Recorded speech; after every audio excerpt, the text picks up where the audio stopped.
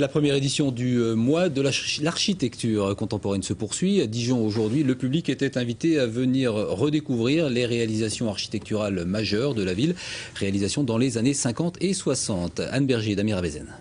On va avoir des équipements très diversifiés, donc à la fois du logement, bien sûr, du logement individuel, collectif, et puis de grands équipements, style la fac, l'hôpital, des églises, enfin et bien d'autres. Pour cette visite du Dijon d'après-guerre, un point de rendez-vous tout trouvé, l'ancien office du tourisme, une construction emblématique des années 50 avec son drôle de volume en rotonde.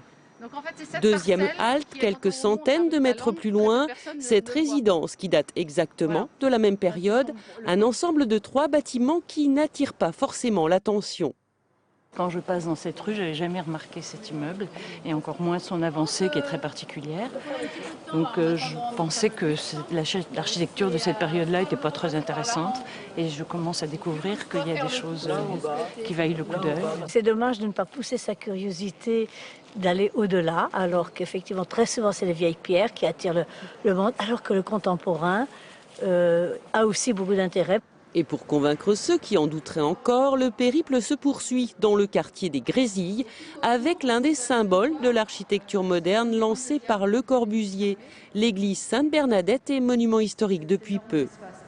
C'est très important donc, pour nous de promouvoir la qualité de l'architecture, notamment donc, dans ces années 50-60, et qui peut donc inviter les gens à regarder, à voir l'architecture qu'ils ont autour d'eux.